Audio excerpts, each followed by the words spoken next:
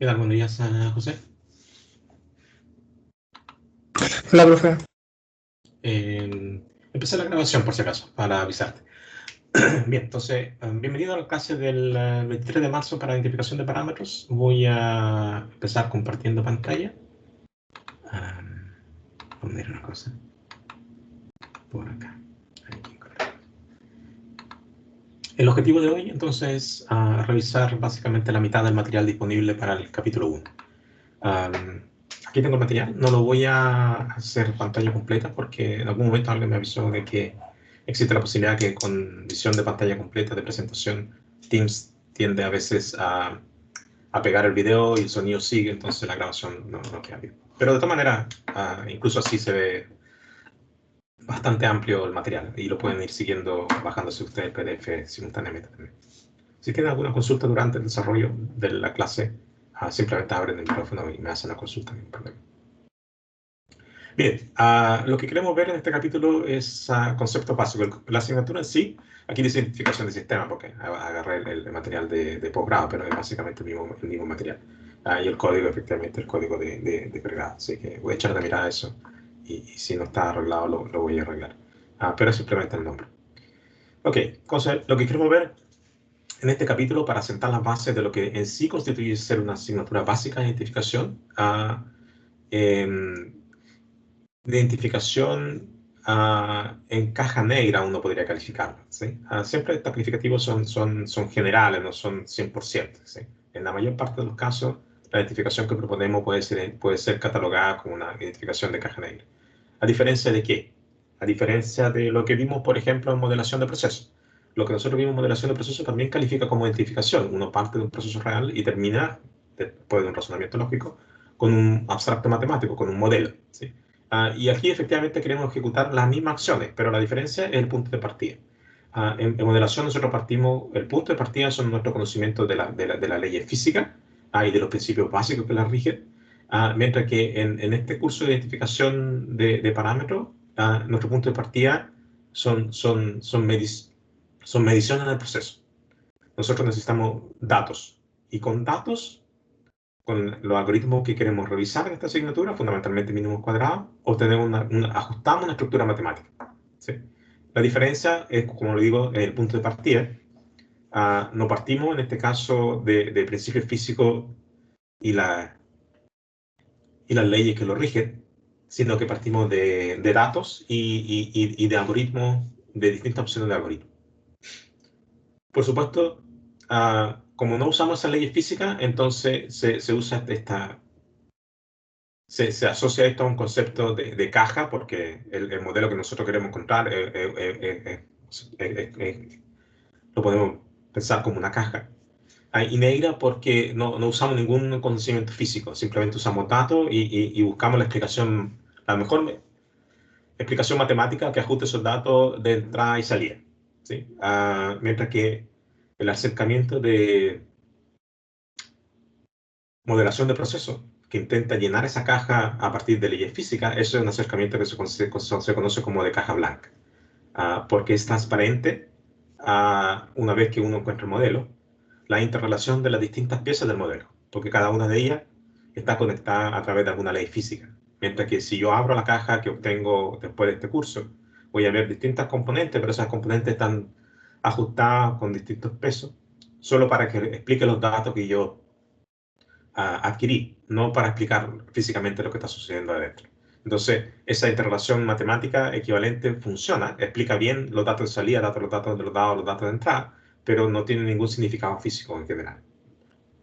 O no se espera que tenga un significado físico.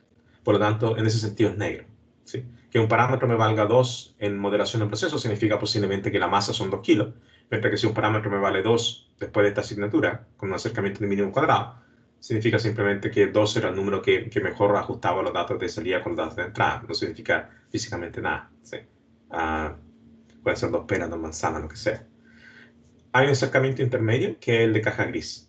El de caja gris toma un poco intentando obtener los beneficios de ambos acercamientos. Toma un poco de los dos. Parte de algunas leyes físicas y el resto lo intenta ajustar con algoritmos, ¿sí? Entonces, bueno, pero justamente ¿cuáles son las ventajas entonces y cuáles son las desventajas? En principio, la ventaja del acercamiento de modelación de procesos de caja blanca es que la ventaja es que parto de cosas que sé y el resultado va a ser un modelo que tiene significado físico. Y eso en algunas situaciones en particular, recordemos las motivaciones para modelar son básicamente tres.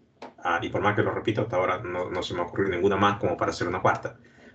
Entender lo que sucede, predecir lo que sucede y controlar. O controlar, ¿sí? Puede que ser o pueden ser más de una. Entonces, el acercamiento de caja blanca, porque parte de relaciones físicas y termina con un modelo que tiene significado físico, así que el parámetro vale 2 porque la masa vale 2 kilos, entonces, y por eso caja blanca, porque es transparente, entonces la ventaja es que tiene significado físico, entiendo lo que está sucediendo.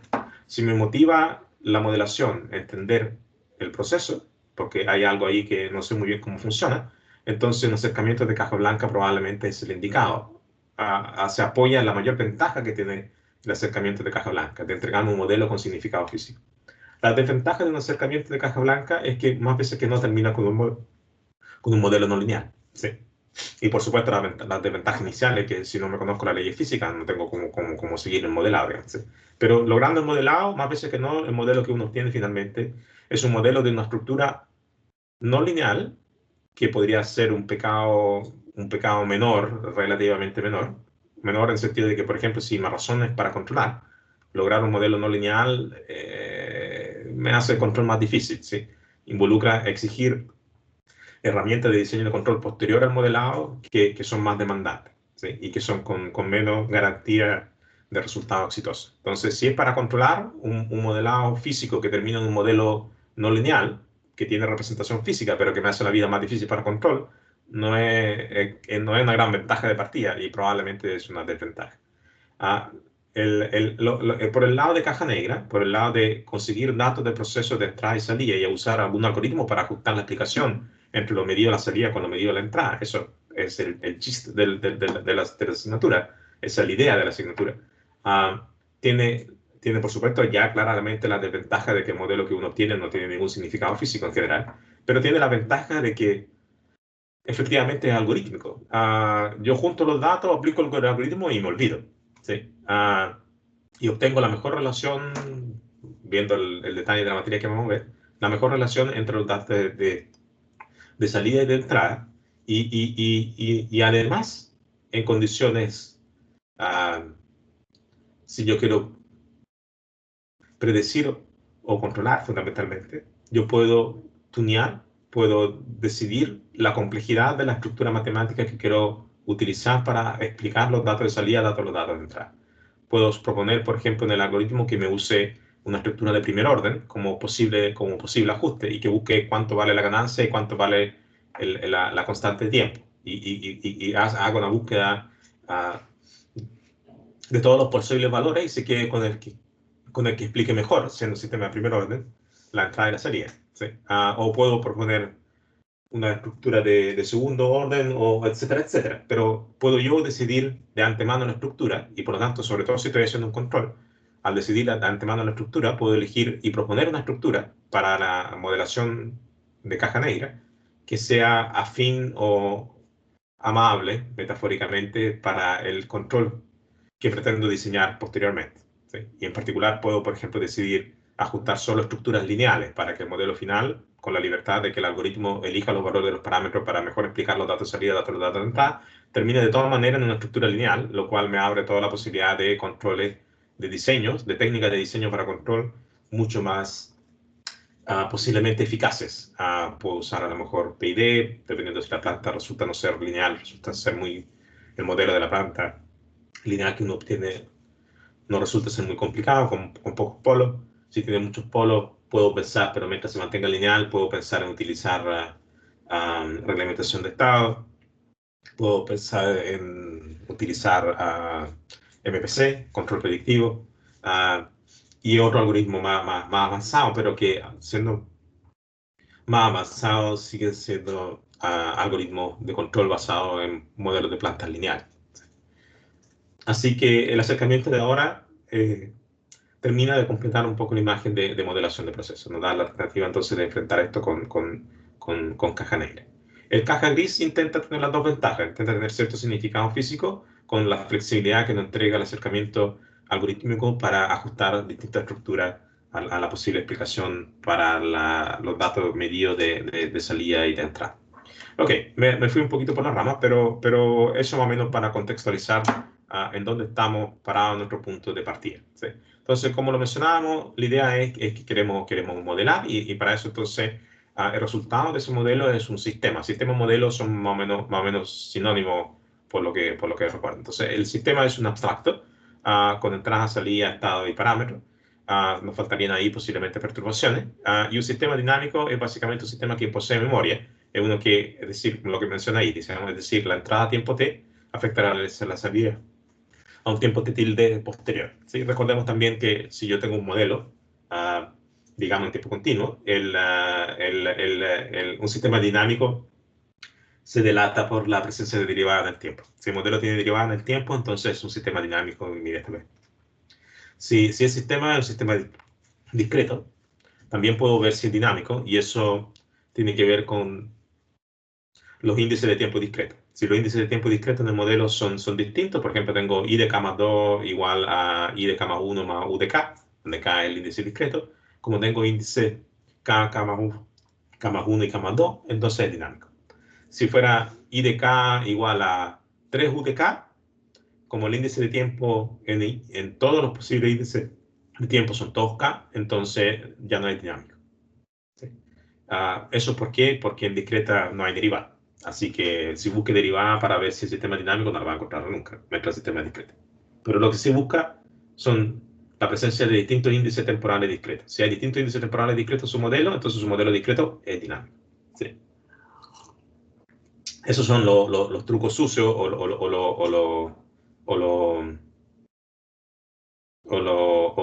la manera de cortar camino para identificar si el sistema es dinámico, cuando es continuo, cuando es discreto. La realidad, efectivamente, la definición formal para ver si un sistema es dinámico es lo que propone acá. Usted aplíquelo de entrada y vea si la salida cambia o empieza a cambiar un rato después. ¿Sí?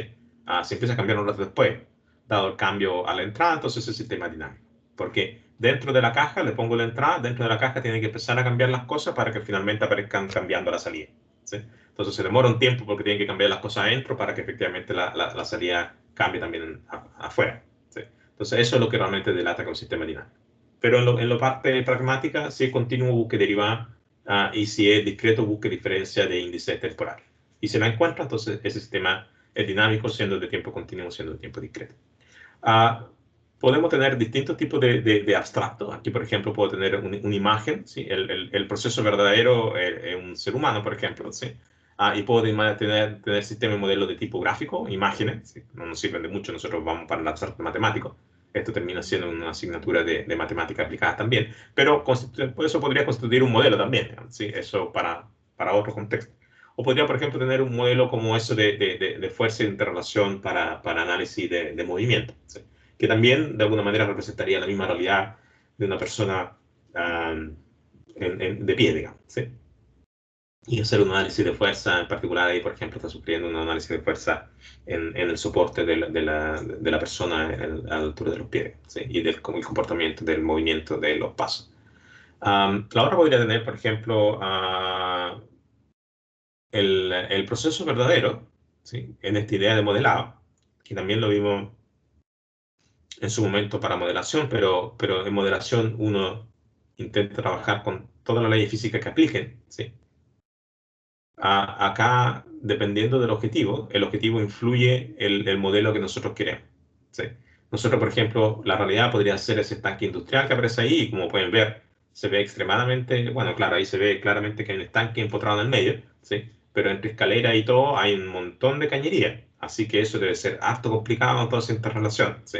Debe haber hartas cosas sucediendo al mismo tiempo, pero como mi objetivo, y digamos hipotéticamente en este caso, fuera el de controlar el estanque, ¿sí? Controlar un estanque de reacción, así que queremos controlar su flujo de entrada, su flujo de salida, pues, idealmente queremos saber su flujo de entrada, su flujo de salida, la concentración del material que se está generando, y como es una reacción química necesita temperatura, la temperatura dentro del estanque. Entonces, eso significa que de todo el entacado de cañería que existe en la realidad a la derecha, imaginando la fotografía como la realidad, nos quedamos con una versión súper idealizada, pero súper idealizada, motivada por el objetivo de posiblemente querer controlar. Y eso significa de que todo eso interconectado se transforma básicamente, después de haberlo pensado un poco y también un poco de experiencia, en un flujo de entrada, un flujo de salida del producto, un revolvedor, y ese revolvedor es simplemente un supuesto para asegurar que la distribución es uniforme dentro del estanque, que no hay parte con más producto y parte con menos producto, a una concentración del producto, una temperatura interna del producto dentro del estanque, posiblemente en estado líquido, y una temperatura de la chaqueta del estanque, a TC, para que entonces a través de TC, aquí este modelo, aquí no estamos en el control, pero el hecho de que presente como variable de interés a ajustar en mi modelo el TC, sugiere que a través de TC yo puedo controlar T a través de termodinámica, ¿sí? Como contacto, si el TC es más grande que el T, entonces voy a calentar el material al interior, si el TC es menor que el T, voy a enfriar el material al interior. Revolviendo, eso lo único que sirve es para asegurar que el CA aplica a todo el volumen interior del estanque. Con el flujo de entrada, con el flujo de salida, básicamente, sobre todo con el flujo de entrada, puedo ajustar entonces cuánto producto está saliendo y cumplir posiblemente con mis metas de producción. ¿Sí? Así que de todas esas cañerías que existen a la derecha en la realidad, nos quedamos con mucho menos. ¿Y por qué no, en este caso con este mucho menos? Porque la idea es controlar. ¿Sí? Como nuestro objetivo es controlar, entonces nos quedamos con cosas, quedó mucho fuera. Así que mi modelo no va a explicar la realidad exacta, pero agregándole una noción de control al modelo que yo encuentre, esa diferencia el impacto de esa diferencia entre la realidad y el modelo que explicamos, siendo el modelo una simplificación de esa realidad, si es para control en un lazo realimentado, realimentado puede compensar diferencias de error de modelado, cosa que dejamos en el tintero, pero a sabienda ahora, porque nosotros estamos generando el modelo ahora, así que pretendemos ser nosotros los que generemos ahora el modelo, así que podemos tomar nosotros decisiones de aproximación. Todas esas otras cañerías que están a la derecha no las voy a considerar, entonces eso va a impactar que mi modelo va a ser menos explicativo de la realidad, va a haber una diferencia, pero la estoy tomando yo a conciencia. Con el entendido de que como mi modelo es para control, en la etapa siguiente de control, en un lazo reglamentado, yo puedo diseñar el control tal que de alguna manera sea inmune a esas cosas que dejé en el tintero al momento de modelar. ¿Sí? Así que se transforma, es difícil muchas veces realmente tirar una línea y decir esto es modelado y esto es control. Es casi como un proceso continuo en realidad. Puedo también tener modelos para cosas distintas de controlar. Por ejemplo, podría ser para predecir, y en este caso tenemos un análisis del espectro de la voz y del sonido para de todas maneras entonces generar entonces una reproducción adecuada en el caso del audífono al lado derecho. Entonces hacemos un análisis espectral y nos quedamos con la parte que efectivamente estamos generando y la parte que podemos escuchar, y reproducimos la parte que podemos escuchar básicamente de lo que estamos realmente generando como sonido. ¿Sí? Y eso a través de modelado y entonces predecir cuál es el espectro que nosotros realmente podemos escuchar, y con eso entonces generar buenos audífonos, buenos para la calidad de nuestro oído, digamos, no para que voy a estar con una respuesta en frecuencia ideal de 1 para 100 kHz que nadie lo escuche. ¿Sí? También para predecir está la noción de otra razón por la cual queremos modelar, que requeriría estructuras matemáticas de ajustes de datos de entrada y salida de gran complejidad matemática, con hartos polos y ceros si fuera un sistema lineal, pero probablemente no lo es. Es, por ejemplo, el caso de predecir comportamiento en la bolsa y predecir comportamiento del tipo meteorológico. Estos son conocidos en particular el meteorológico, y la bolsa es un bicho aparte, digamos, pero el meteorológico es conocido como un sistema cuasi caótico. ¿Sí? Y eso significa muchas veces, o sea, cuasi caótico significa básicamente de que el comportamiento de la salida es muy distinto, aunque los valores iniciales sean muy cercanos. ¿Sí? Yo puedo partir el proceso con condición inicial 1 y la salida vale 10, y si el sistema es caótico puedo partir con condiciones iniciales a 1,01 y la salida ahora a menos 30. ¿Sí? Eso es una forma de darse cuenta que tengo un sistema caótico. Hay otro formalismo que lo permiten decir. Pero el resultado de eso muchas veces con sistemas cuasi caóticos, que son muy sensibles a las condiciones iniciales, pero aún así hay cierta cercanía, de la cercanía de alrededor de la condición inicial 1, más o menos termina en una cercanía, aunque bien amplia, en la salida. implican, por ejemplo, que modelos predictivos para el clima son siempre de corto plazo. Es difícil tener buenos modelos porque justamente tiene esta condición cuasi caótica, que cada vez más pasa tiempo en la predicción, cada vez más se amplía el rango de predicción. Entonces, por eso, por ejemplo, si han tenido opción alguna vez de ver en la tele cuando aparecen trayectorias de tornado o de, ¿cómo se llama?, de huracán en el Golfo de México, entonces ven cómo se va ampliando el cono, porque esa predicción justamente a 1 o 2 días es bastante precisa de la trayectoria del huracán, pero a más días la predicción tiende a hacerse cada vez más incierta. Pues justamente porque esta condición cuasi caótica podrá ir para allá, podrá ir para acá, pero más o menos va a estar en este cono, pero el cono cae tan amplio al final que como predicción es bien poco útil. Pero para poder hacer aún así una predicción, aquí no nos basta con un sistema de primer orden y segundo orden, tiene que ser un sistema que incluya muchas variables, tanto en entrada, muchas variables, tanto en salida, mucha interconexión a través de muchos parámetros y probablemente muchos de ellos no lineales, ¿sí? Y aún así se pueden obtener buenos resultados, se pueden tener buenas predicciones, sí, sí. Todavía más sombra, se van a reír, digamos. Todavía más sombra hace unos años, cuando en un momento iba a salir a hacer un trámite y justo se me ocurrió ver el tiempo antes, decía, va a llover a las 2 de la tarde. Y dije, voy a llevar un parado.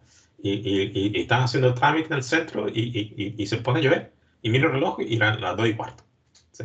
A los 15 minutos se equivocaron. Pero imagínate achuntarle a la hora, más o casi achuntarle la hora de que se iba a poner a llover. Pero eso de un día para otro, básicamente. Son predicciones de un día para otro. Los modelos son tan complejos que el modelo predice igual, pero la calidad de esa predicción a una semana no es muy buena. Es mejor reajustar el modelo.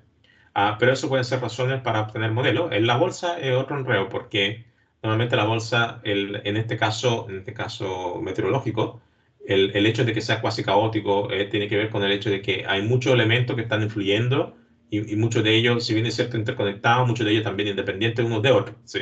Por lo tanto, este es el efecto acumulativo de una cantidad tan grande de elementos que el resultado es cuasi caótico. En la bolsa pasa algo parecido. Hay un montón de agentes dando vuelta, cada uno haciendo lo suyo. Pero a diferencia del clima, en el clima los agentes, me imagino que se parte del supuesto de que los agentes son que influyen sobre el clima, no tienen voluntad. ¿Sí? Simplemente son lo que son nomás, porque la naturaleza le indica que se comportan de esa manera. Mientras que en la bolsa los agentes son supuestamente inteligentes. Tienen voluntad, digamos, eso es cierto. Sí, no sé si será inteligente, pero tienen voluntad. Eso significa de que cada uno hace lo suyo con la información que tiene. ¿Sí? Y cada uno hace lo suyo en el sentido de decir, de intentar lograr lo mejor para ello. ¿Sí? Si eso influye a los demás, a nadie le importa. ¿Sí? Pero el resultado es una interconexión. Si yo compro acciones o vendo acciones, eso tiene, si compro una acción o vendo una acción, no tiene ninguna influencia. Pero si yo soy Luxix y vendo toda mi posición en el Banco Chile, el mercado va a cambiar. ¿Sí? Entonces, los agentes son distintos primero y el hecho de que entre que yo no voy a considerar un experto para nada, digamos, pero entra entra en campo, al ser agente con voluntad, entra en campo teoría de juego. Si no me pregunten más, porque no tengo mucha idea, digamos, pero básicamente significa lo que sospechan ustedes, digamos. O sea, si Luxix vende y el mercado empieza a caer, entonces yo veo que el mercado empieza a caer y reacciono, ¿sí? Y reacciono y empiezo a vender también, para tratar de perder lo menos plata posible, ¿sí? O al revés, a lo mejor me aguanto y mientras están vendiendo y baja el precio, compro más acciones baratas, ¿sí? Entonces ese comportamiento hace aún más difícil la predicción de un sistema cuasi caótico para bolsa. Digamos. El que pudiera realmente predecir bien los precios en la bolsa se habría hecho rico hace rato. el hecho de que no exista un modelo, digamos,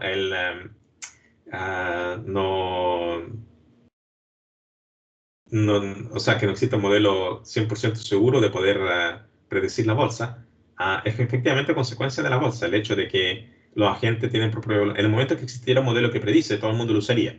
Y en el momento que todo el mundo lo usaría, esa predicción ya no valdría. Porque alguien aprovecharía el hecho de que todos van para allá para intentar hacer algo en la dirección opuesta y ganarle a los demás, ¿sí? En el mercado, entre comillas. Entonces, es casi una contradicción en términos, un modelo predictivo exacto para la bolsa. Pero la gente lo sigue intentando, por supuesto. Y seguimos aplicando, y eso no significa que va a ser excusa para no aplicar herramientas matemáticas que nos permitan, si bien es cierto, no una predicción del 100%, por lo menos predicciones que nos permitan cargar la moneda por el lado que nos interesa a nosotros más, digamos, ganar un 51% en vez de un 50% de las veces. Con eso ya se dan pagados todos los esfuerzos de modelado matemático de la bolsa. Podríamos tener modelado de estructuras civiles, por ejemplo, en el caso de la derecha tienen el ejemplo del laboratorio tal cual, podrían ir a tocarlo. Ese es el proceso verdadero, que también en sí es un modelo, no es un edificio y no hay un terremoto. No voy a esperar un terremoto para intentar ajustar mis datos o para tomar datos para ajustar un modelo. ¿Para qué voy a esperar un terremoto? Intento reproducir a pequeña escala la estructura de fierro de un edificio, la estructura de ingeniería civil de un edificio, y que esa escala sea representativa. Lo que está a la derecha en la fotografía, ojalá que no sea un juguete, sino que efectivamente represente con cierto significado físico en escala un edificio de ciertas características, y lo tenemos en una plataforma y lo hacemos vibrar, por lo que si logramos reproducir a escala con significado físico la estructura civil de un edificio, entonces al hacerlo vibrar, también por inferencia tendríamos el comportamiento que ahora ya a gran escala tendría la estructura civil frente a realmente un terremoto de verdad. Y con eso entonces intentar a través de análisis vibracional tratar de ajustar modelos que predigan el comportamiento del edificio y digan, mira, fíjate, para un terremoto como resultado de predicción del modelo que nosotros ajustamos, ahora le aplicamos un terremoto X, Z, entonces con esas condiciones se cae. Entonces este edificio hay que cambiarlo, digamos, hay que ponerle viga por este otro lado porque podría que no se dé el terremoto, pero el día que se dé el terremoto con esas condiciones, el edificio se viene abajo. Y eso es una predicción del modelo propuesto, digamos. Puede que sea verdad, puede que no sea verdad, pero si el modelo fue bien ajustado, entonces esa predicción debiera ser buena. Y si esa predicción sería buena, nos permite entonces tomar acciones preventivas y no esperar que se nos caiga el edificio, por favor. La otra posibilidad, aquí tienen aquí tienen otro ejemplo de sistema, por ejemplo, en este caso del robot. Tienen un robot, aquí nuevamente tenemos modelos para el posicionamiento. En el caso del brazo, más veces que no, son modelos cinemáticos, para controlar, para predecir el comportamiento y para controlar la posición, por ejemplo, del actuador, del brazo robótico acá. En el caso de acá, esto es básicamente lo que podríamos identificar como desconozco los detalles tecnológicos del equipo que aparece en la fotografía, pero básicamente ahí hay de todas maneras modelado y control de la zancada, del comportamiento de cuadrúpedo que tiene el robot propuesto. Y además, de todas maneras, por sobre eso tiene que haber un nivel de modelado y control modelado para control y por lo tanto control de comportamiento autónomo. ¿Sí? Ahí se ven probablemente algunas cuantas cámaras para que el robot, dependiendo del distinto escenario, simplemente se le diga, muévete de este lugar de inicio al lugar final, y el robot entre medio toma las decisiones que tenga que tomar, dado el ambiente en el cual se encuentre, que no se sabe por adelantado, para que caminando a cuatro patas, digamos, logre llegar al lugar que se le dio, digamos. El resto son instrucciones que el mismo robot se da a sí mismo para poder entonces sortear el terreno entre el punto de partida y el punto de llegada. ¿Sí? Y eso constituye un comportamiento autónomo que efectivamente es un control preprogramado, y ese control preprogramado no se puede preprogramar sin haber tenido un modelo. ¿Sí? Así que tiene que haber algún modelado del entorno para que eso sirva de patrón para la regla de control que utilice el robot en su momento para efectivamente ahora enfrentar la realidad del camino entre el punto de partida y el punto de llegada. Puede ser, y estas son cosas que se están dando más o menos ahora, digamos, ¿sí? Control social, ¿sí? Uno puede cuestionarlo o no, pero los medios lo están proponiendo. Digamos, nosotros podemos tener, en este caso, por ejemplo, a través de cámara y de seguimiento de características biométricas, pueden hacer un seguimiento de la trayectoria de la persona a través de las cámaras. Y eso también es todo modelado, o sea, se toma las gráficas de la imagen, se comparan los rostros con un modelo de rostro para identificar efectivamente con 90% de seguridad esta es la persona, así que hay un modelo ahí de rostro. Y una vez que tengo un modelo de rostro, simplemente voy interconectando el comportamiento, identificar a esta persona en rojo, es la persona que estoy buscando, y simplemente cuadro por cuadro se va moviendo y voy marcando la posición. Entonces con eso decir, ok, mira, el verde se juntó con el amarillo y eso El amarillo es sospechoso, así que el verde también ahora es sospechoso. Ah, para ponerse por paranoico. Y lo otro es control de bioproceso, digamos, ahí tenemos ya, se están logrando ese tipo de cosas ya. Y para lograrlo nuevamente un control de la molecular, digamos, efectivamente de la producción de moléculas. Y hay más que eso, me estoy quedando de memoria con bien poco en realidad, pero hay trabajo muy interesante en los cuales se están empezando a identificar y modelar para control nuevamente. Modelar primero para entender, pero eso ya de alguna manera, muchos casos, los biólogos ya lo han hecho. Y ahora modelar para controlar el camino de producción de distintas moléculas a nivel celular. Y se están logrando cosas muy interesantes. En realidad, muchas veces lo que pasa acá es que no es tanto el modelo que fuera un problema para controlar, por ejemplo, a nivel de moléculas y a nivel celular, sino el hecho de que no hubiera actuadores. No podíamos cerrar el círculo porque no existía la tecnología para generar los actuadores para modelar. O sea, ya teníamos el modelo, pero no podíamos efectuar el control porque no teníamos la tecnología para. Pero ahora se está desarrollando. ¿Sí? Muy interesante. Ok, entonces tenemos un sistema y el modelo es una representación de un sistema. ¿Sí?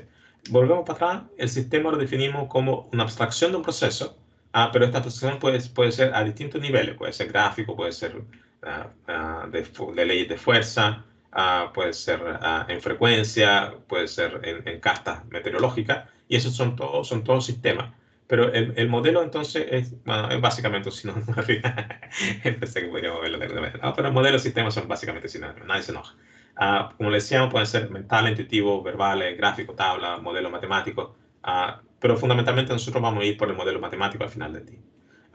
Como lo mencionaba en su momento al comienzo de la clase, podemos tener modelos fenomenológicos, como los de caja blanca, y esos son los de modelación de procesos. Partimos de relaciones físicas y más veces que no terminamos en modelos no lineales. ¿Sí? Podemos tener modelos de caja negra, que son el foco de esta asignatura, y en los cuales la estructura del modelo es determinada por los datos. Ahí hay una letra chica en realidad. La estructura del modelo efectivamente es determinada por los datos, pero la elijo yo. ¿Sí? Y la puedo elegir una estructura o puedo elegir una familia de estructuras y dejarle al algoritmo que dentro de esa familia de estructuras elija la que mejor se ajuste. Pero al final, de alguna manera, entre medio, la estructura del modelo es determinada por los datos a través del usuario. En realidad, eso es lo que había que decir. Son fáciles de construir, esa es la gran ventaja, y en general son lineales porque parto de estructuras de modelo que sean lineales. Y puedo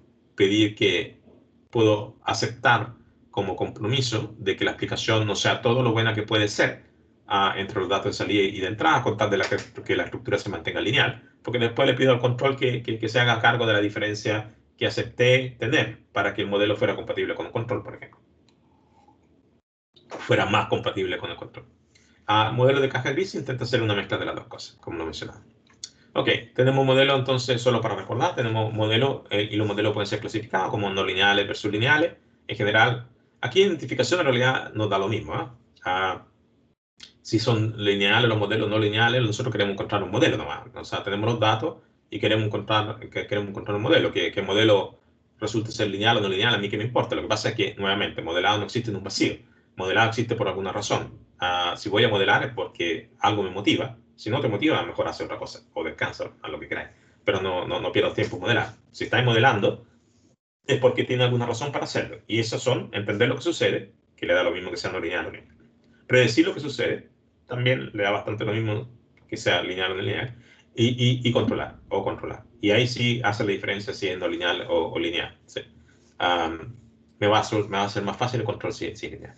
Si es de tiempo continuo versus de tiempo discreto. ¿Sí? Si yo planteo un modelo, este modelo va a ser un tiempo continuo o va a ser un modelo de tiempo discreto. Si es determinístico versus si es estocástico. ¿Sí?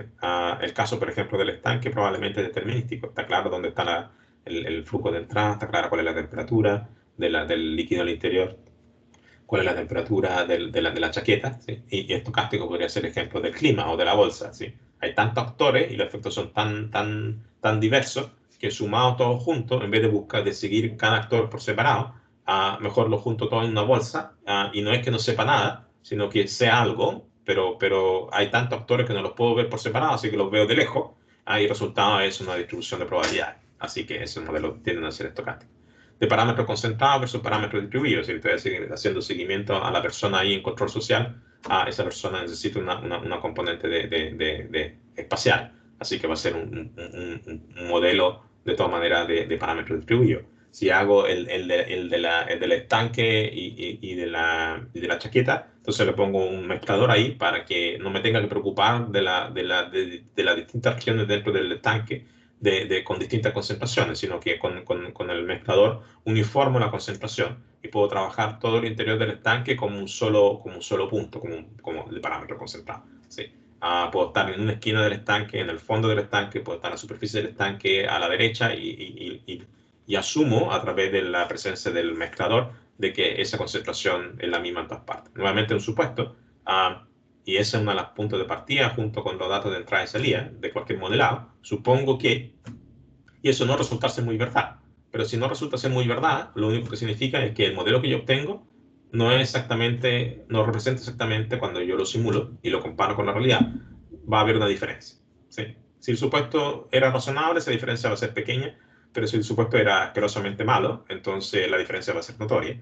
Y eso me va a llevar a darme vuelta y intentar nuevamente mi identificación cambiando los supuestos. Ok, aplicaciones, por ejemplo, ¿por qué queremos modelar? Para diseñar aviones, autos, eso ha reducido el ciclo de diseño y ha abaratado la construcción de nuevos aviones y autos, para control, como le he dicho, para predicción, para procesamiento de señales, para simulación, para detección de fallas. Esto más o menos entran en los tres niveles que le mencionaba, digamos, en las tres razones por las cuales uno modela. Diseño de aviones de diseño, por ejemplo, de aviones y autos, para entender bien cómo sucede. Control, por supuesto, predicción, procesamiento de señales, bueno, lo único que hace es tirarle la pelota al procesamiento de señales. O sea, estoy modelando para procesamiento de señales, como aplicación de procesamiento de señales, pero ¿para qué estoy procesando esa señal? ¿Para controlar? ¿Para predecir? ¿Sí? Podría ser una sola opción. Simulación. Nosotros modelamos para simular. Para simular porque me sale más barato que el piloto aprenda a manejar el avión en un simulador que en un verdadero avión, porque si se cae, perdemos avión y piloto. O si se rompe, digamos, aterriza mal y se echa una rueda, entonces nos sale caro. ¿Sí? Pero si simula si entrena en un simulador que está basado en un modelo aerodinámico preciso o predictivo muy especializado del avión, entonces abaratamos mucho el entrenamiento. ¿Sí? Y eso significa que puede estar 100 horas en el simulador y después recién ahí subirse al avión, y eso va a ser mucho más efectivo en términos de costo de entrenamiento. Pero esa simulación está basada en un modelo para predicción. Y detección de fallas, anomalías, nuevamente, eso tiene que ver posiblemente con una mezcla de objetivos. Como le mencionaba, esos objetivos o tres objetivos no tienen por qué ser o lo uno o lo otro. En detección de fallas podríamos catalogar el hecho de entender lo que está pasando, ¿sí? Entender que hay una falla, y posiblemente recuperarnos de esa falla y por lo tanto tener un objetivo de control. Pero aquí estamos desglosando un poquito más, como para darle un poquito más de granularidad a las razones por las cuales yo quisiera, o ustedes quisieran modelar. Identificación de sistema, identificación de parámetros, debiera decir como lo mencionaba. De hecho, identificación de sistema ya no existe, el curso ya no es para posgrado. Tenemos que tener cierta idea de teoría estadística, cierta idea de álgebra. Tenemos que entender que esto, igual que control, si bien es cierto, hay matemática aplicada, por lo tanto hay formalismo matemático, digan, hágalo de esta manera, no piense, básicamente hágalo de esta manera. Pero la verdad es que hay mucho de efecto del usuario. ¿Sí? Igual que en diseño de control, uno obtiene un control y no está mal, pero podría estar mejor, y lo cambia un poco más y lo vuelve a probar y lo vuelve a probar. Entonces hay una etapa iterativa en el diseño, y en identificación de parámetros también hay una etapa iterativa de ajuste del modelo. Lo ajusté una vez, no quedó mal, pero voy a ajustarlo y voy a cambiar un poco la estructura y le voy a agregar un poquito algo más a ver si ajusta mejor. Si efectivamente ajustó mejor, ya, ok, aquí es suficiente para mí y me quedo acá. Entonces, el saber cómo cambia un poco la estructura del modelo que estoy ajustando para que creo que por ahí va a ir, que va a resultar mejor, eso uno lo aprende haciendo. ¿Sí? En ese sentido es un arte. Usamos MATLAB, no debiera porque ser lo único que podríamos usar Excel también si quisiéramos, pero MATLAB tiene un toolbox de identificación, así que nos sale fácil usar MATLAB. Tomamos ideas básicamente de identificación como las queremos ver, son ideas de Gauss y más cercano ahora a la época de nosotros del siglo pasado, la escuela sueca de identificación muy conocida, Aström, Bolin, Kalman es un norteamericano en otro caso, Jung también es sueco con sus libros varios. Y aquí no están mencionados, pero también hay una escuela holandesa de identificación muy conocida también. pero los suecos en su momento, partiendo de los 60, más o menos 70, pusieron su bandera y hicieron resultados muy importantes en identificación. Ok, entonces como les mencionaba, la metodología para la identificación tenemos que partir intentando definir un objetivo, un para qué queremos el modelo, ¿sí? Y por lo cual vamos a tomar el esfuerzo de hacer una identificación. A recolectar datos. Se tienen que escoger señales de entrada, que se maximice la información correcta, graficar datos, tener alguna intención sobre el problema que se enfrenta. ¿Sí? Tenemos que tener datos del proceso. Si no tenemos acceso a datos del proceso, no hay cómo modelar en el acercamiento de caja negra que queremos hacer en esta asignatura. Definir la estructura del modelo. Propongo una estructura de primer orden por conocimiento previo. ¿Sí? Dice, no, mira, en un estanque, los tanques tienen bastante inercia, así que un sistema de primer orden con retardo debiera ser suficiente. ¿Sí? No, mira, es para modelar una estructura civil, y las estructuras civiles vibran, y un sistema de primer orden no va a vibrar nunca, así que debería ser estructura de segundo orden o tercer orden. ¿Sí? Y no sé cuáles son los parámetros, eso lo vamos a usar con el ajuste de los datos de entrada y salida, pero estructuralmente debiera ser un modelo de segundo orden o tercer orden para vibraciones en estructuras civiles, por ejemplo. Y eso tiene que ver con conocimiento civil, tiene que ver con conocimiento previo, tiene que ver con el hecho de que yo sé que el proceso con el cual quiero controlar es estructuras civiles, y yo sé que las estructuras civiles vibran, y yo sé que un sistema de primer orden a la vibración no las toma en cuenta. ¿Sí? No va a haber sobrepaso y oscilaciones amortiguadas, eso le llamamos vibración. Así que todo ese conocimiento previo me induce a decir que si mi modelo es para estructuras civiles, entonces tengo que, de segundo orden para arriba. Primer orden podría intentarlo, el resultado va a ser malo. ¿Sí? Y esa es parte del arte. Tú no me crees, prueba con sistema de primer orden y vaya a ver que tu ajuste para estructuras civiles no va a reflejar las vibraciones que está realmente midiendo en el proceso verdadero. Cuando simula tu modelo de primer orden ajustado con datos de estructuras civiles, vaya a ver que va a ser muy distinto al comportamiento medido en el proceso de laboratorio en ese caso. Y por lo tanto te va a llegar a la conclusión tú por tu propia cuenta de que efectivamente un sistema de primer orden para estructuras civiles de vibración no era una gran idea. ¿Sí? Y dice, ok, aprendido. Entonces hago estructura de segundo orden nomás para estructuras civiles con vibración. Definir el enfoque de identificación, eso significa mínimos cuadrados, o mejor dicho, primero debería decidir, ¿lo hago paramétrico o no paramétrico? Si intento identificar una respuesta en frecuencia, eso se interpretaría como no paramétrico. O intento identificar una estructura, los parámetros de una estructura de segundo orden, eso sería paramétrico. ¿Sí? Bueno, para no repetir, intento identificar una estructura de segundo orden, lo cual es equivalente a decir cuántos valen los parámetros de su estructura de segundo orden, lo cual equivalería entonces a decir una identificación paramétrica. Y una vez decidido eso, como enfoque de identificación, decir, bueno, si decido efectivamente hacerlo paramétrico, usaré mínimos cuadrados, usaré máxima verosimilitud, usaré predicción del error, como les mencionaba en algún momento en el video, creo, inicialmente. Más que nada nosotros nos concentramos en una asignatura básica en proponer con un poquito más de detalle, de profundidad en lo que nos alcance la asignatura, ir por la idea de mínimos cuadrados. ¿Sí? Vamos a dar una pincelada como para que digan en algún momento si sé que existe algo llamado máxima verosimilitud, sé que existe algo llamado predicción del error, pero comparativamente va a ser mucho menos. Pero esa sería la discusión que uno debiera tener en la metodología, en la etapa de qué enfoque de identificación pretendemos utilizar para este problema de modelado. Resolver el problema, aplicar el algoritmo básicamente y escoger el mejor modelo que uno obtiene de resultado. Muchos de estos algoritmos, mínimo cuadrado, máxima verosimilitud, todos parten de un punto de partida, todos proponen dentro de su desarrollo una optimización. ¿Sí? Si vamos a buscar alguna estructura y vamos a ajustar alguna estructura a los datos observados de entrada y salida, entonces más vale que sea la mejor estructura, da alguna medida de mejor. ¿Sí?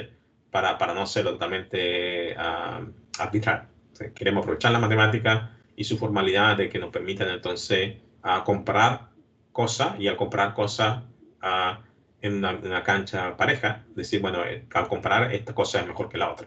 ¿Sí? Y una vez que uno empieza a comparar, esta cosa es mejor que la otra, y esta otra es aún mejor, así que me quedo con esta otra y la voy comparando y busco, y hasta que me quedo de tanto comparar con la mejor que pude encontrar. Y entonces eso es básicamente optimización, como concepto, como idea. ¿Sí? Si voy a empezar a buscar y comparar, entonces mejor hago una optimización. Eso es básicamente hacerlo de la forma más eficiente. ¿Sí? Y muchos de estos algoritmos apuntan a esa optimización. Esta optimización matemática, por supuesto, eso significa que si la han enfrentado otras veces y le han hablado de optimización otras veces, ya saben que es un poco como un catch-22, en el sentido de decir, claro, obtuve el óptimo, pero el óptimo para el funcional que se planteó, ¿sí? El formalismo matemático que se optimizó. Si me da otro formalismo matemático, si me da otro funcional, me da otro óptimo, para el mismo control y para la misma planta. Así que óptimo, entre comillas, digamos. ¿Sí? Pero si tú te quedas con ese funcional, ese era el mejor de todo. No hay nada de que conversar respecto a eso. Ok, y lo último que siempre se queda en el tintero y se mira un poco en menos, pero la verdad que es crítico, es el validar el modelo. ¿Sí? Una vez que obtenemos un modelo, en la etapa anterior de resolver el problema, tenemos que compararlo con realidad y ver si resultó razonable es el modelo para el objetivo. ¿Sí? Si queremos entender, entonces ver si eso funciona. Si queremos predecir, entonces ver si la predicción resulta ser buena. Si le queremos controlar, ver si es compatible para el control y resulta finalmente, después de la etapa de control, en un lazo de control bien ajustado. Eso. Vamos a darle vuelta después, ¿vale? Eso de nuevo. Entonces, en la misma idea de metodología, entonces, si son estas las etapas que uno debiera más o menos estructurar y enfrentar para empezar diciendo quiero modelar y terminar en el último punto con un modelo en la mano, digamos, o programado en el computador. Entonces, eso abre varias preguntas a lo largo de las distintas etapas de la metodología para la modelación. Entonces, ¿cómo diseñamos el experimento? ¿Cuántos datos se requieren? ¿Cómo, por ejemplo, escogemos la estructura del modelo? Un primer orden, un segundo orden. Muchas veces amparado en conocimiento previo. ¿Qué pasa si las señales tienen ruido? Ruido eléctrico de medición. ¿Cómo medir la calidad del modelo una vez que quiero validar? ¿Resulta ser bueno o resulta ser malo mi modelo? ¿Cómo lidiar con efectos variantes en el tiempo y no lineales? ¿Sí? Y aquí siempre lo adelanto al tiro, digamos. El variante en el tiempo, eso está claro. Digamos. Las variables, por supuesto, son variantes en el tiempo. Lo que tengo un Y salía Y de T, ¿sí? Si no, ¿de qué estamos hablando? Normalmente enfrentamos sistemas dinámicos, ¿sí? Y por tanto la dependencia en el tiempo es crítica, el aspecto relevante de la definición de variable con la cual trabajamos. Y por lo tanto aquí cuando dice lidiar con efectos variantes del tiempo, más veces que no tiene que ver con el hecho de que el parámetro sea variante del tiempo. No las variables por definición son variantes del tiempo. Entonces, no es lo mismo trabajar con modelos variantes del tiempo y sobre todo en el modelado. Por ejemplo, si lo modelo hoy día, el parámetro me dio 2 y si lo modelo mañana, el parámetro me da 1,8. Entonces esa cosa se hace complicada. ¿Sí? Y eso porque el parámetro cambió de día a mañana, va a cambiar de 2 a 1,8 por alguna razón. Y dices, ¿qué tipo de razón podría ser para que cambie? Bueno, digamos que, por ejemplo, ese 2 me dio como resultado identificar el estanque y en particular identificar el flujo de entrada a través de una válvula. Y lo que está sucediendo es que la válvula con el tiempo se está echando a perder, ¿sí? Se está tapando. Entonces, no digo de un día para otro, digamos, hoy día la medí y el parámetro relacionado con el flujo de entrada, que de alguna manera captura el comportamiento de la válvula, pero sin un significado físico directo, vale 2, y después de un año de operaciones, porque el líquido que entra trae a componentes químicas que se reaccionan con la superficie metálica de la cañería de entrada, empiezan a generar sarro y empiezan a reducir el radio de la cañería y por lo tanto un año después la cañería que estaba limpia ahora está a la mitad tapada de sarro. Por lo tanto, si hago una identificación un año después, el parámetro en vez de valer 2 ahora vale 0,6. ¿Sí? Y por lo tanto la misma acción de control entra mucho menos flujo de entrada. ¿Sí? Y ahí hubo un cambio variante en el tiempo. Esa cosa es complicada en general de capturar. Uno podría decir la respuesta natural es identifique varias veces, ¿sí? A lo largo del tiempo. Es una manera de rearse. No es la única. Si bien recuerdo. En este momento no. De alguna manera voy recordando junto con ustedes mientras hacemos la asignatura. Y efectos no lineales también son complicados, pero ahí nuevamente me adelanto, digamos, la sutileza tiene que ver con, nuevamente aquí existen dos troncos, modificaciones, o sea, partimos de caja negra, pero de caja negra existen dos posibilidades, que son modelos, que creo que lo vamos a mencionar después también. Modelos no paramétricos, modelos paramétricos. Nosotros nos vamos por el lado de modelos paramétricos. Buscamos coeficientes que relacionen las variables de entrada y salida y sus derivadas. Y lo no lineal para identificación. ¿Sí? Hay muchas similitudes entre identificación y control y como le mencionaba, no está tan claro dónde tirar la línea, ¿sí? Sobre todo si identificamos para controlar. Entonces uno afecta al otro, digamos. Quiero controlar, pero quiero usar un PID, entonces en identificación no propongo una estructura más complicada que un sistema de segundo orden, porque si no después no va a ser compatible para control, entonces se van hablando unos con otros. Pero una diferencia relativamente clara con identificación y el control es que para control, siento que se puede, ¿eh? Pero resulta en soluciones de control un poquito más avanzadas, un poquito más difíciles de diseñar y posiblemente estructuralmente más débiles. Controlar plantas no lineales es más complicado en general. Si puedo elegir, preferiría controlar plantas lineales, pero no lineales en las variables. ¿Sí? Si yo tengo un y cuadrado, eso es no lineal. Y cuadrado, eso es no lineal para control. Pero para modelación, identificación de parámetros, el hecho que la variable esté al cuadrado no le importa. Está bien todavía. No le hace no tiene ningún efecto adverso, no es más difícil. ¿Sí? Lo que le complica a modelación de parámetros es que sea no lineal efectivamente en los parámetros. Yo puedo tener alfa por y al cuadrado y alfa por, digamos, sí, alfa por y al cuadrado igual a u como modelo y busco el parámetro alfa con la identificación de parámetros. Entonces, el hecho de que sea i cuadrado, eso no es problema, porque el i y el u yo los mido, son datos. Y lo único que me dice el dato de salida tenéis que elevarlo al cuadrado nomás. ¿Sí? Pero como es un número, o sea, si el dato de salida dice 1,8, pone 1,8 al cuadrado. Así que para identificación, en realidad, eso no es problema. Pero para identificación, el problema es cuando tengo un producto de, por ejemplo, cuando es no lineal en los parámetros. Cuando, por ejemplo, tengo alfa por beta por y igual a beta por u. ¿Sí? Entonces, el beta aparece en el producto alfa por beta. Entonces, no voy a ser capaz con identificación de parámetros, va a ser más difícil para identificación de parámetros separar el valor de alfa con beta porque vienen juntos. ¿Sí? O un beta al cuadrado, eso lo va a ser más difícil. Pero no lineal en los parámetros. Si es no lineal en las variables, a identificación le da lo mismo. Es igual de difícil o igual de fácil. Pero para control va a ser más difícil. Mientras que a diferencia para control, lo complicado son los no lineales de las variables. Los parámetros para control ya están determinados. Que el 2 sea resultado de un beta cuadrado o de un alfa por beta, o que el 2 sea resultado de un alfa o un beta por separado. Para control le da lo mismo. El parámetro vale 2 igual. Digamos. A esa altura ya estamos multiplicando por 2 el y. ¿Sí? Mientras que para identificación de parámetros, como andamos detrás del valor de los parámetros, cuando están en combinaciones no lineales, la cosa se hace más difícil de lograr. Y se hace más difícil en las dimensiones que ya, por supuesto, conocemos. Si es algo no lineal, muchas veces, como están relacionados estos algoritmos con optimización, muchas veces eso termina cuajando en una optimización no lineal, que tiene los típicos bemoles de mínimos locales, de capacidad de convergencia, influencia de las condiciones iniciales, en las cuales uno parte de la optimización y terminar en un mínimo y no tener claridad si terminamos en otro mínimo y a lo mejor no haber mínimo. Y mientras que si el sistema es lineal, más veces que no, dependiendo del funcionamiento que uno plantea, hay un solo mínimo. ¿Sí? Como le decía, tenemos métodos no paramétricos, métodos paramétricos. Nosotros nos vamos en realidad por el lado del método paramétrico.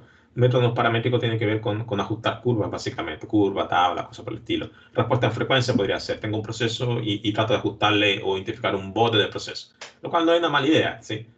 Pero eso se interpreta como un método no paramétrico, ¿sí? Aquí le menciono y le echo esta misma idea de usar MATLAB. Váyanse a MATLAB en la tranquilidad de su hogar y tipeen Load Dryer 2 y le va a cargar estos datos de un ejemplo de un control de temperatura. Acá tenemos, ya se me olvida cuál parte era cuál acá, siempre tengo que mirar aquí. Creo que esto es básicamente un secador de pelo. ¿Sí? Aquí tengo un ventilador, acá tengo un alambre que le pasa corriente y se calienta, y entonces el ventilador genera aire y que entra en contacto con el alambre caliente y por lo tanto se aumenta la temperatura del aire. Y acá por acá lo terminamos midiendo cuánto es la temperatura del aire. Entonces es como un secador de pelo, básicamente. Siempre el pelambre que es un secador de pelo. Y puedo ajustar la corriente para cambiar la temperatura de contacto con el aire y puedo cambiar la velocidad del ventilador. ¿Sí? Entonces, potencialmente son esas las... Y puedo medir la temperatura acá pasado un tiempo después. Entonces, aquí cargamos, básicamente aquí si hace el load dryer 2, le va a cargar al workspace de MATLAB, le va a cargar los datos de entrada y salida, va a aparecer un Y2, que son los datos de salida, que son esta curva que está acá abajo, y el U2 va a aparecer como los datos de entrada. No me acuerdo exactamente si está cambiando la corriente o si está cambiando la velocidad del ventilador, pero lo está cambiando en esta forma de tren de pulso no uniforme, que después vamos a ver, esto se llama una PRV assembly. Y dice, y el IDplot Z2 le va a dar, es para dibujar esta imagen, básicamente. Entonces, aquí vemos datos de entrada y salida medido de un equipo como el que aparece acá, proceso térmico. Entonces, lo primero que hacemos es aplicar el comando de trend, que lo que hace es eliminar tendencias. Háganse un help de trend y van a ver que ahí les dice con este comando, dado los datos almacenados en Z2, que vemos que contiene los datos de salida y de entrada, entonces le quita las tendencias. Una vez que le quita las tendencias, aquí usan comando CRA, busquen ahí qué significa el comando CRA, help CRA, pero eso lo aplica a los datos Z2. Lo que hace el comando CRA, que asigna a la variable IR, este es el nombre de fantasía que le colocó la persona acá, es calcular los coeficientes de la respuesta impulso. ¿Sí? Y por eso le pone aquí IR, por Impulse Response. Pero hagan el help CRA y ahí les va a explicar qué es lo que hace. O sea, análisis de correlación, correlation analysis, básicamente, por eso es CRA, con los datos de entrada y salida. Busca los coeficientes que correlacionan mejor la salida con la entrada. Y lo que hace entonces después de eso es hacer aquí me parece que está dibujando los coeficientes que le dan. Aquí me parece que está dibujando el IR. Y aquí lo que está haciendo es ir sumando los coeficientes del IR. Y el IR, como es la respuesta de impulso, la suma de la respuesta de impulso es la respuesta escalón. Y pueden ver efectivamente que sumando los coeficientes aparece lo que pareciera ser como una respuesta escalón. ¿Sí? Volvamos un momento acá. Y la física de esto me dice que básicamente como el sensor está ubicado mucho más después, está ubicado flujo abajo del aire que se está calentando acá. Entonces, el aire que se calentó acá, ¿sí? El aire pasa acá a temperatura 20 grados, entra en contacto con el alambre, sube a temperatura 40 grados, pero solo me doy cuenta que está en 40 grados y aquí empieza a bajar, de hecho, la temperatura, porque ahí ya no está calentándose, baja a 38 grados, por ejemplo, a lo largo de empujado por el ventilador a lo largo de este espacio, y cuando lo mido acá, mido 38 grados, ¿sí? Pero lo estoy midiendo acá, cuando en realidad lo generé acá, ¿sí? Entonces, para poder medir la temperatura del aire, tiene que transportarse desde el punto de actuación al punto de medición. Esa distancia entre la medición del punto de actuación al punto de medición genera un retardo, un retardo puro, y de hecho se llama un retardo de transporte.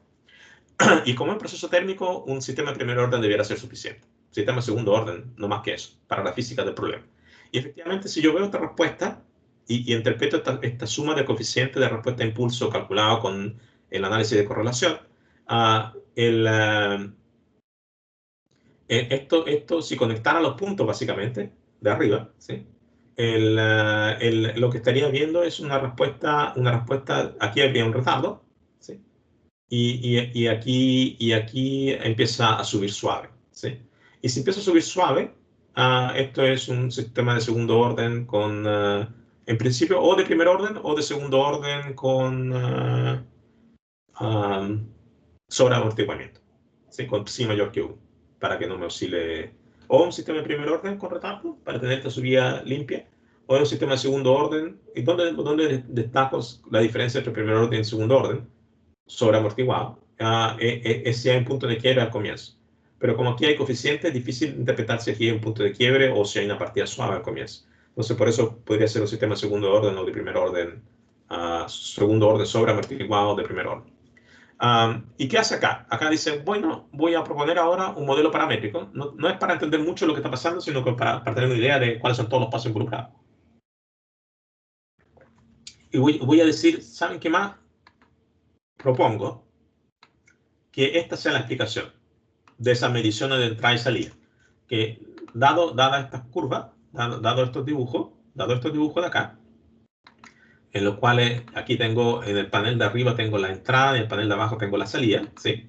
Pretendo que la explicación entre esas dos curvas, donde U es la entrada e Y es la salida, esté dada por esta estructura.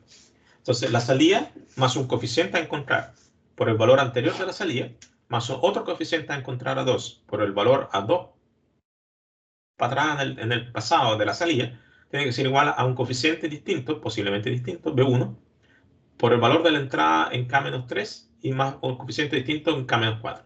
Fíjense que el hecho de que aquí tengo K-3 y K-4, ahí está el retardo. Tengo un retardo de 2 por lo menos, ¿sí? Que es el que vimos acá. Aquí tengo 1, aquí tengo 0, 1, 2, ¿sí? Y aquí ya asume que este tercero es comienzo de la partida del modelo, ¿sí? Entonces, y efectivamente, si yo le aplicara transformada Z a esta cosa, aquí yo tendría un sistema de, para los que estamos medio olvidadizos, lo voy a hacer por acá. Borremos esto, New Sketch, Don't Save, fantástico. Entonces, lo que está proponiendo ahí es, perdón, I de K más A1 por I de K menos 1 más A2 por I de K menos 2 igual a B1 por U de K menos 3. Y se lo compramos como bueno, pero eso no significa que no vamos a hacer un mínimo de esfuerzo para entender qué es lo que está proponiendo. Si yo a esto le aplico transformada Z, entonces aquí me va a quedar I de Z más A1 por Z a la menos 1 por I de Z, con condición inicial es 0, más A2 Z a la menos 2 por I de Z, porque si no ahí me aparecerían las condiciones iniciales, cuando hago transformada de Z de I de K menos 1 y I de K menos 2. B1, aquí me aparece Z a la menos 3 por U de Z, más B2 por Z a la menos 4 por U de Z. Entonces, ahora junto todo con todo y hago I de Z sobre U de Z, que va a ser mi planta como función de transferencia. Y eso va a ser entonces B1 por Z a la menos 3 más B2 por Z a la menos 4 sobre 1 más A1 por Z a la menos 1 más A2 por Z a la menos 2. Pero a nadie le gusta trabajar con coeficiente negativo, así que multiplicamos arriba y abajo por Z al cuadrado, y como multiplicamos arriba y abajo por lo mismo, no, es como multiplicar por 1, así que no cambia absolutamente nada. Entonces, abajo me va a quedar lo que estoy esperando, un Z cuadrado más A1Z más A2, ¿sí? Y estos son dos polos, así que esto huele ya a un sistema de segundo orden discreto. Y arriba me queda entonces, en estricto rigor me queda B1 por Z a la menos 1 más B2 por Z a la menos 2, ¿sí? Entonces, oye, pero no quería echarte al bolsillo los negativos, ahí arriba tenía negativo todavía. Bueno, el último paso es interpretar eso. Eso significa de que interpreto eso como B1Z más B2 sobre Z cuadrado más A1Z más A2 por lo que me falta que factoricé por Z a la menos 2, ¿sí? Entonces, este es el retardo. Así se ve un retardo en discreto, un Z a la menos algo, ¿sí? En este caso 2. Y el resto es la función de transferencia. Y la función de transferencia, ahora la hago evidente porque apliqué transformar Z y la veo ahora. Antes estaba escrita como una ecuación, de diferencia nomás, ¿sí? Estaba en el tiempo, ahora me pasé al dominio de Z. Y ahora veo, sí, efectivamente, esta función de transferencia, o sea, la función de transferencia detrás de la ecuación de diferencia que se propone como estructura del modelo, es efectivamente un sistema de segundo orden con un cero, ¿sí? Pero lo que no conozco, pero el punto ahora, a diferencia de control, es que los parámetros A1, A2, B1, B2, eso todavía no los conocemos, ¿sí? Así que esto en realidad es como una bolsa de posibles sistemas que tienen dos polos y un cero, pero todavía no sabemos dónde están esos polos y cero, y eso va a depender de los datos que tenemos y del algoritmo que usemos. Entonces, volviendo al material, estamos acá, y lo que hace acá dice, ¿saben qué más? Vamos a usar un algoritmo, ¿sí? Como la gracia del algoritmo es que no tenemos que pensar. Entonces, el único que necesita el algoritmo son datos. Entonces, el algoritmo en este caso, el algoritmo está en el comando ARX, háganse un help ARX para entender qué sucede ahí. Pero lo que hace la ARX es básicamente ajustar los valores de A1, A2, B1, B2 para este tipo de estructura.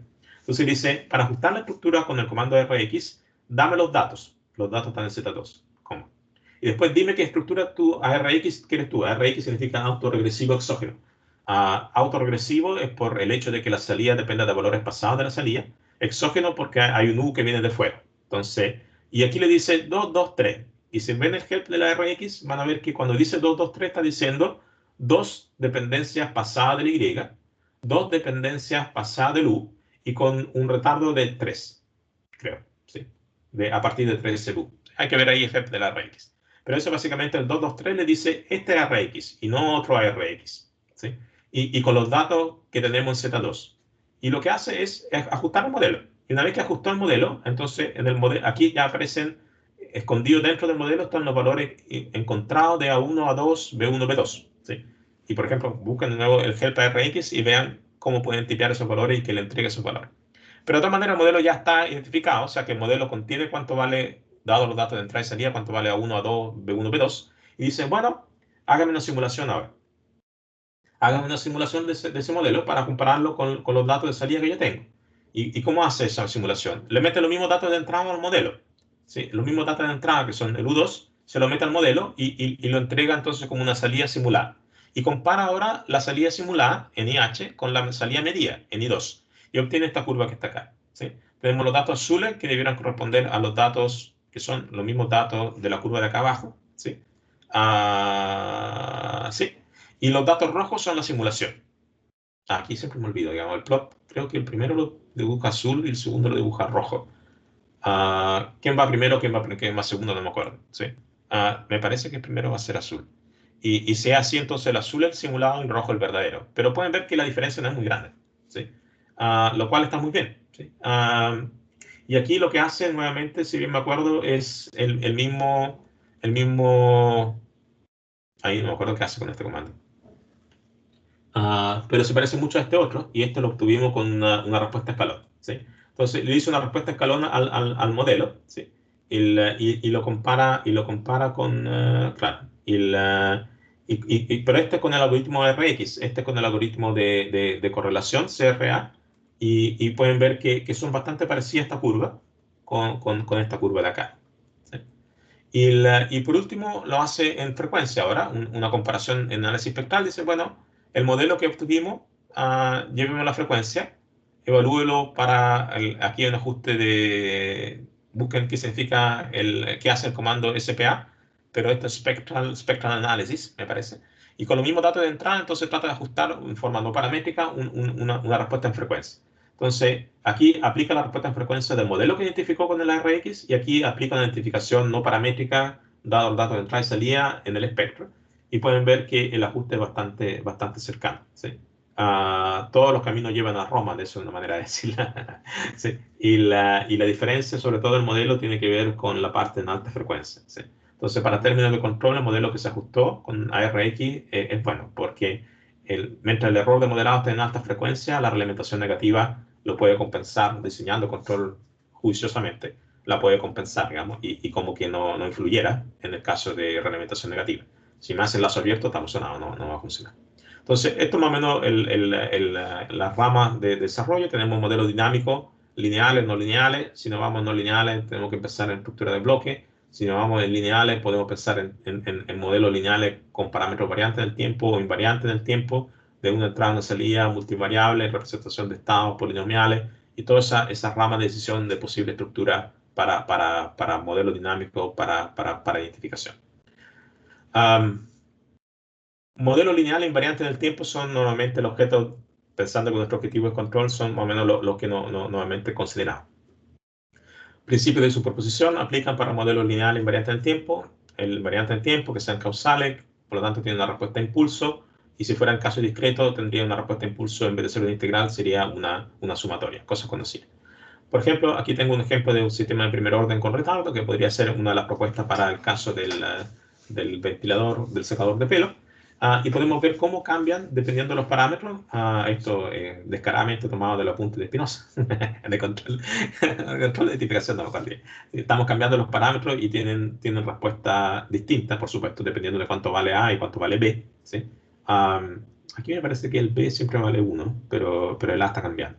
Entonces, es decir, que si me doy una estructura no significa que tengo un solo comportamiento, tengo una familia de posibles comportamientos.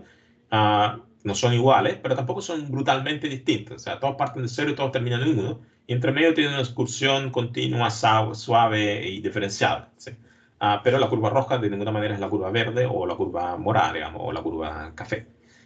Si yo discretizo, entonces un sistema de primer orden se ve en discreta como I de k más 1 igual, perdón, I de k más 1 más un coeficiente por I de k igual a un coeficiente por U de k menos n. ¿Sí? Pero la pregunta ahora, si yo discretizara el valor de arriba, la ecuación de arriba, ¿cómo se relaciona el coeficiente A con el AD, el B con el BD? ¿Sí?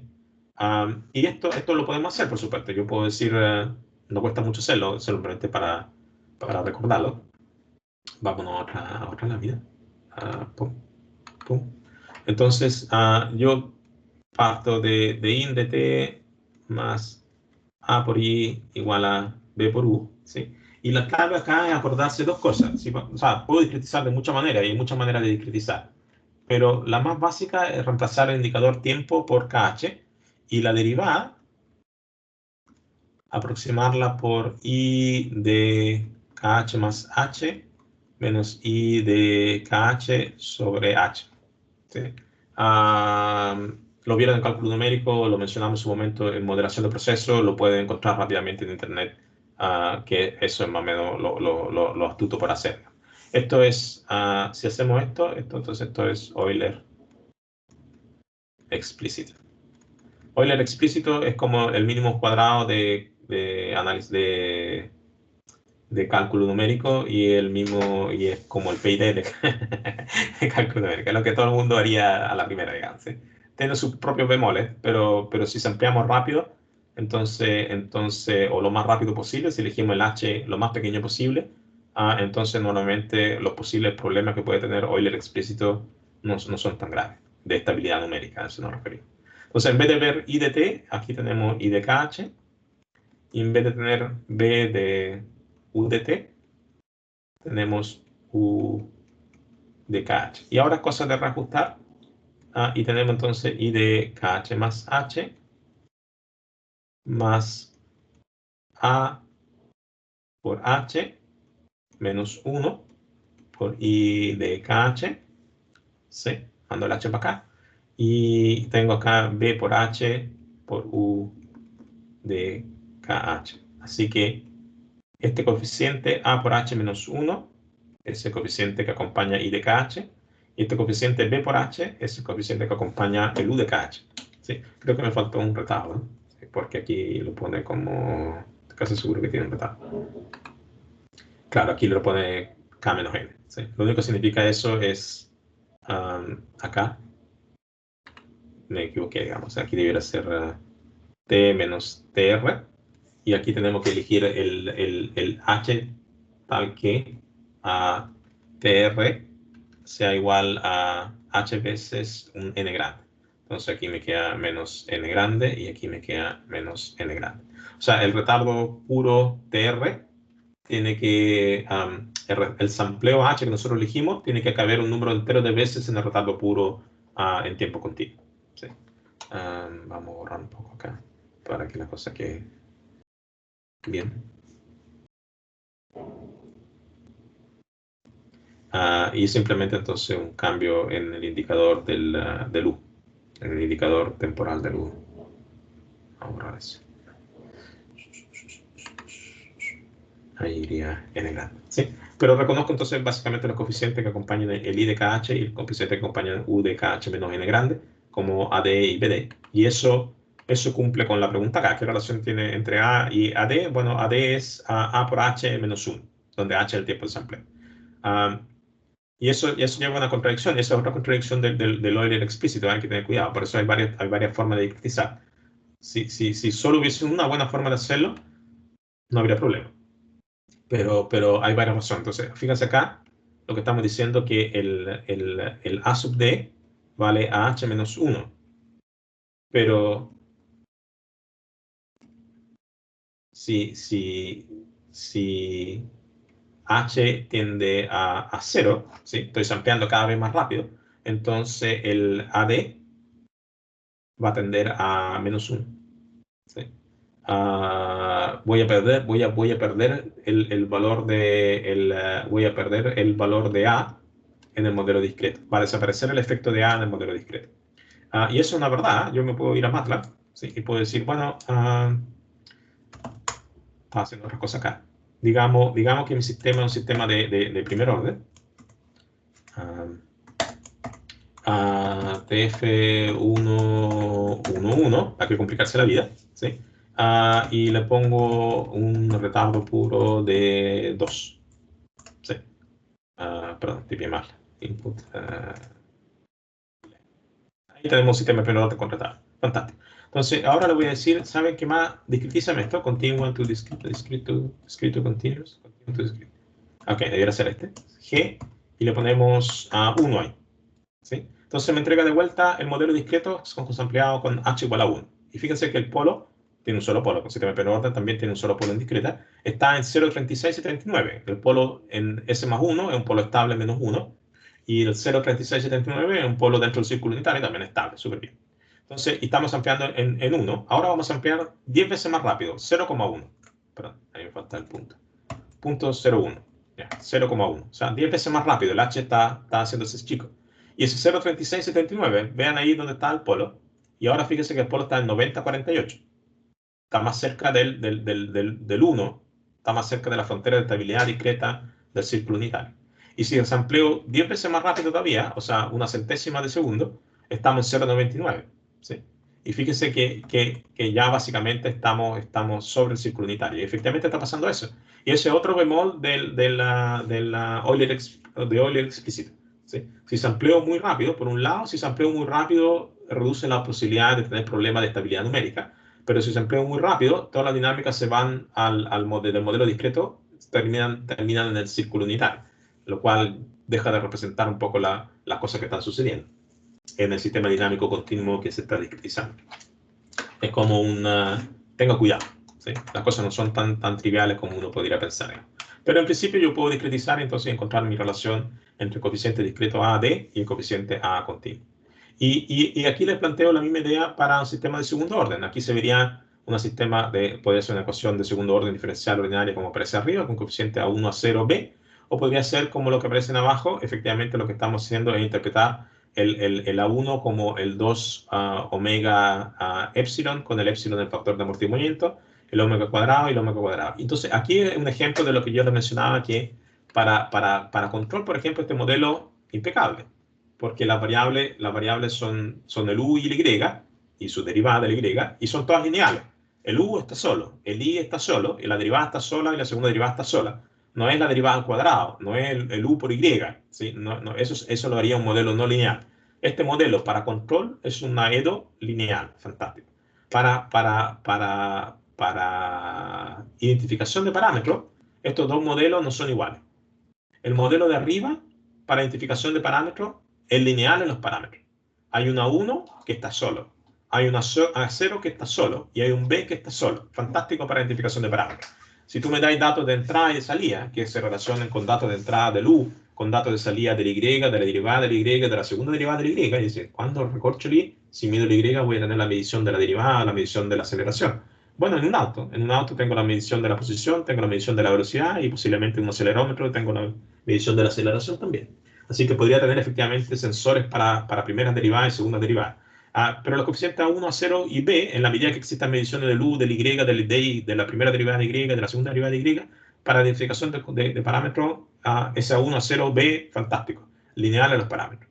Pero para identificación de parámetros, si lo enfocamos como en teoría de control, como un sistema de segundo orden, con noción de frecuencia natural omega y con noción de factor de amortiguamiento epsilon, entonces, y aparece entonces el 2 omega epsilon y el omega cuadrado, ahí estamos sonados.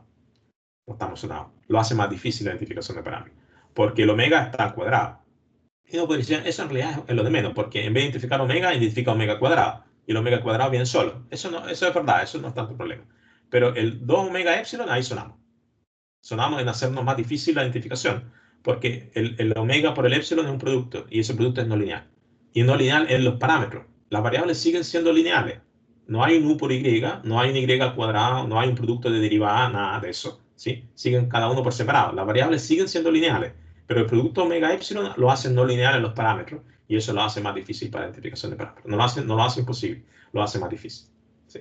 Y de alguna manera hay una limitación natural, lo que está diciendo, te puedo identificar el producto omega epsilon como el factor A1, ¿sí? Pero identificarlo por separado, omega por separado del epsilon, claramente se nota intuitivamente como algo que va a ser como tarea más difícil, ¿sí? Ahora, puedo usar el hecho de identifico el A0 y el B, y me tienen que dar iguales, porque ambos debieran ser el omega cuadrado, y una vez que identifico el A1 por separado, uso la información que yo sé por otro conocimiento previo, que el A1 debiera ser 2 omega epsilon, y el A0 y el B van a ser omega cuadrado y me tienen que dar más o menos iguales.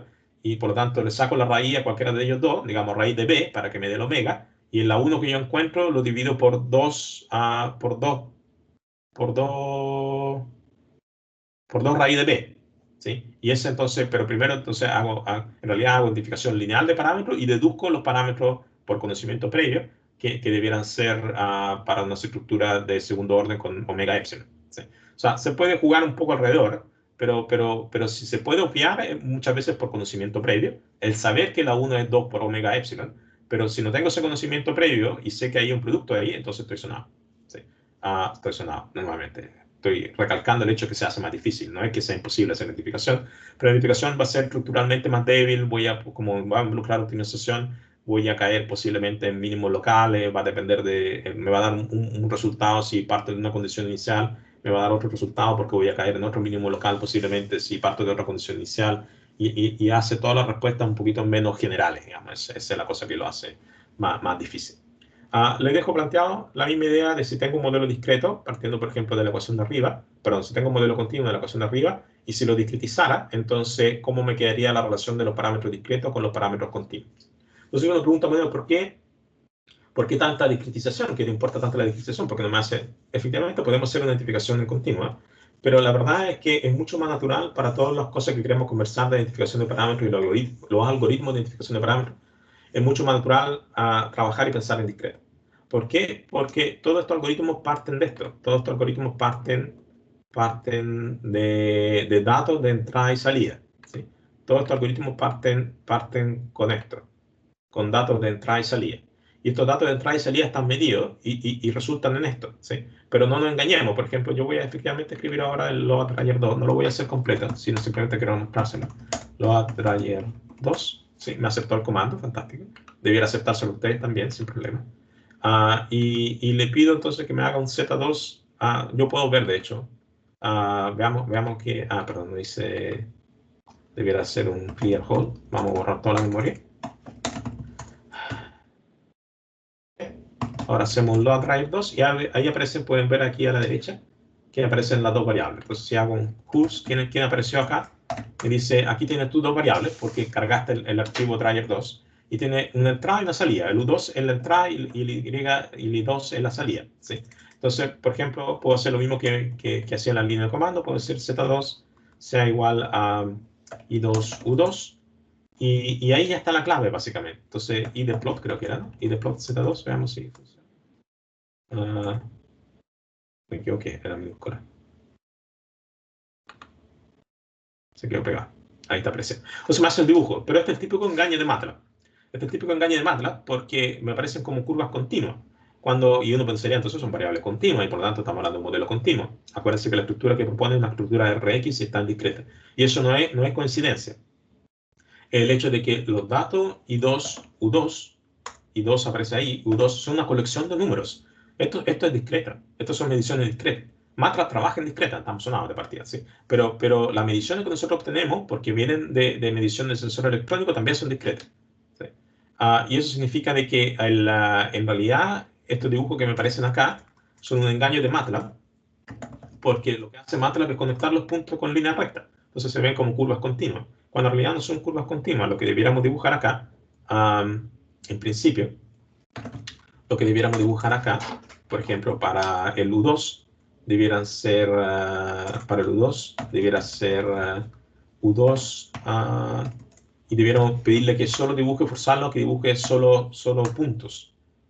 Y la figura 3, por ejemplo, debiéramos forzarle a que solo dibuje puntos para, bueno, asterisco si quieren, para cambiarle un poco el valor de las cosas.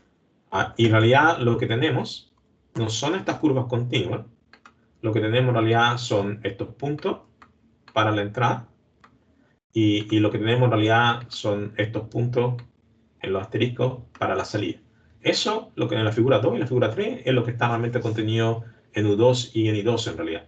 Lo que hace MATLAB es engañarme y conectar estos puntos con línea recta y conectar estos puntos con línea recta y ahí aparecen los distintos escalones. ¿Sí? Así que en realidad mi data bien existe en tiempo discreto. ¿Sí? Está la data en U2, por ejemplo, si yo hago U2 en los primeros 10 valores, significa que existe el 6,41 y existe el 3,41. Entre medio no existe nada. ¿Sí? MATLAB me engaña y me dibuja una línea entre medio como si existiera, cuando en realidad no existe. Así que si no existe nada entre medio y asumimos que estos son equidistantes, estos son datos discretos. Y estos son datos discretos, entonces mi estructura en forma natural, si mi punto de partida son los datos y mis datos en forma natural son datos discretos, entonces es mucho más natural proponer y partir de estructuras que sean compatibles con esos datos discretos, es decir, con estructuras de modelos discretos, de tiempo discreto. Entonces, por eso siempre la pregunta se hace hincapié muchas veces acá, dicen, oye, tengo una estructura en tiempo continuo, ¿sí? Pero entonces, ¿cómo es su discretización? ¿Y por qué creo una discretización? Porque los datos que voy a medir vienen discretos. Y por lo tanto, ajustar a estructuras discretas va a ser más compatible con datos discretos, antes de rascarse al revés y transformar sus datos discretos en algo que sea compatible con una estructura de tiempo continuo. Bien, por acá quiero llegar, por eso me anoté aquí una flecha para decir, mejor paro por acá. Y estaríamos continuando entonces la revisión de este material. Creo que vamos al ritmo correcto, no estoy ni atrasado ni adelantado para este comienzo. Terminaríamos de revisar el capítulo 1 entonces al ritmo que se propone. Ustedes hagan lo que quieran, digamos, pueden no ver nada o verlo todo ahora, digamos, y tener preguntas para la próxima semana. Pero de todas maneras, entonces, el objetivo sería la próxima semana terminar entonces con la revisión del material. Voy a dejar de compartir del capítulo 1 y voy a dejar de grabar también.